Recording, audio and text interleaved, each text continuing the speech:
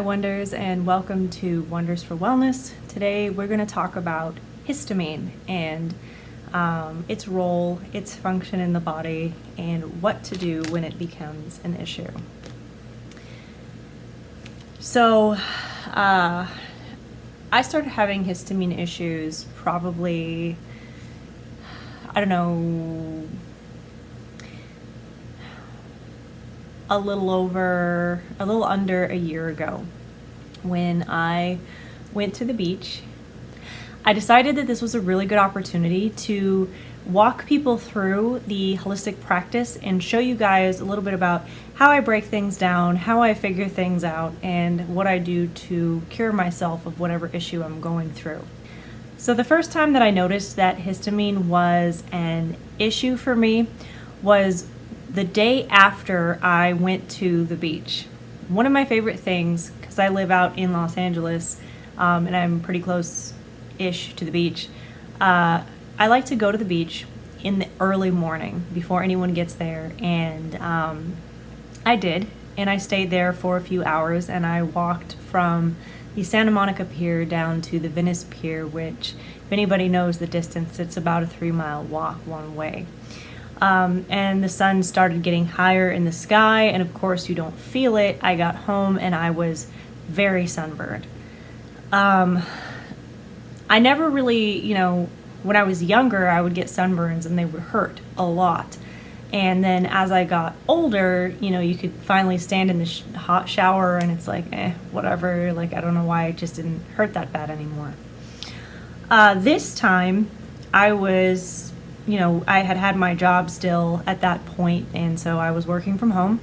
So it was about 10 o'clock in the morning, and all of a sudden I broke out in the worst itch I've ever had in my life. Like, it was so bad, I almost started crying. I couldn't focus, I couldn't concentrate, and I ended up having to jump in a cold shower to just quell it for a little while. I came back out, I started researching like sunburn and itches, and it turns out I had developed something called Hell's Itch. Now, I don't know how many of you have ever experienced Hell's Itch, but it is not fun. It is the opposite of fun. It is so bad you can barely focus. So I ended up taking like a 15-minute break, running over to Target and getting an antihistamine, because at that moment I didn't know anything about antihistamines. I didn't understand what was happening. All I knew was that I was getting an antihistamine at the time. So that told me that somehow the histamine levels were triggered in my body, and that was responsible for the itching sensation. So histamine is actually something that is there to help us in our body. It's a naturally occurring subform of an amino acid, and its role is actually to eradicate bad pathogens. However, what happens is when your body becomes triggered a certain way, you release too much histamine and it starts attacking your own body. So the antihistamine is the pharmaceutical remedy. I got like a knockoff Zyrtec, and I took a couple of those and was able to manage the itch for a few days.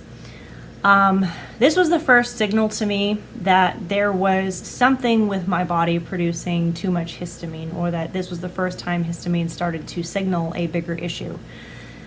Fast forward, I recover from that, and I'm very careful how I go out in the sun now. Apparently, histamine issues only affects 1% of the population, and those happen to be fair-skinned individuals and generally have some kind of Irish descent, which I do. So, but I felt like there was something more to this as well. So I kind of got past that, and I just kept living my life normally, and was actually kind of trying to help my body recover from a different issue. And it turns out a lot of the foods that I was eating actually trigger histamine responses. So there are foods that encourage histamine, and there are foods that discourage histamine. And again, this is why it's so important to eat such a variety of food. If you've seen my video, Eat the Rainbow, you'll understand like you should eat a little bit of everything, because each thing is working for and against different parts of your body. So just have a wide, broad diet. So anyway, the next thing was after MGM, I had a dark night of the soul, I guess you could call it, where I was searching, I was in some deep contemplation, and it's not like the first time where I lost a job and I was just like, I was lost. I didn't know what to do. I felt upset, disappointed, discouraged. I was freaking out all the time. It wasn't because of the job loss. It was because of several other factors that were coincidentally happening at my life at the same time. And then I was removed from it, and I just had the opportunity to reflect and to breathe. And when I did that, I had a lot of internal PTSD to deal with. I had a lot of things that I was kind of, working through on the inside, and that ended up causing me to break out in stress rashes. Well, stress rashes are actually the body's histamine response being triggered again. So I ended up having this, you can't really see it anymore, which is great. But all along my arm was this, you can kind of see the discoloration, but it was red, right? And when I first broke out, it was here to about here.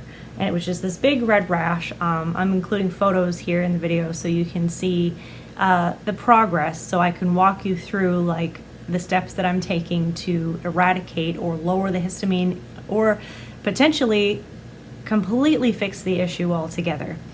So the first thing that I look at is low histamine diets. So what I feel about diets is that they can be absolutely wonderful to help an issue basically be controlled. I want to go further than just controlling the issue, and I want to get to the deep root cause of why the histamine is elevated in the first place and what we can do to permanently restore the function so that the histamine stays at a normal level. At this stage of the game, I'm just controlling the issue and trying to moderate how the body is responding to what I'm eating. So the first thing I do is I go look for low histamine diets. So the low histamine diets, you can find a lot of good resources out there. And again, it's an opportunity to find new things, try new things, and that's always fun when you get to try new yummy food. And then it does require a little bit of a shift, but you get used to it. Now, you'll see after a week how this histamine level has improved a lot on my arm. So you're seeing photos of when I go for a walk, and I can see it very clearly in the sun. So you'll see, the immediacy, the first stress rash there and how bad it was, and then a week after following the low histamine diet, how much that rash has reduced and subsisted. At this point now, I've been on a low histamine diet for probably 3 to 4 weeks, and you can kind of see the drastic improvement from the first rash picture to the most recent photo that I took earlier this morning and on my walk. So we're kind of watching. It's going to take some time for that rash to completely disappear. I had one on my neck and I had one on my chest. The one on my chest is still not completely gone. It goes red, and then it kind of changes the skin where it's a little more scaly and dry, and it itches and it hurts to the touch. And then after time it kind of subsides. So I want to see it 100% clear out, and I want to deal with the issue to where we can 100% reverse it. Additionally, I found out that what really helps with your histamine issue is taking vitamin B6. I want to show you guys the difference of what taking vitamin B6 for 2 days has done for my histamine rash. So I'm working on that, and for me, I also found that there are other things going on with my body, which the vitamin B shortage was not great. So I'll kind of update you guys a little bit more on that, and I will check back with you here as we continue to walk through this histamine issue, and I find more ways to kind of help not only deal with, but turn around when you're dealing with an histamine issue. That's all I have for today. Thank you, Wonders. It was great sitting here and chatting with you. And I look forward to seeing you guys again. Until then, stay safe and stay healthy.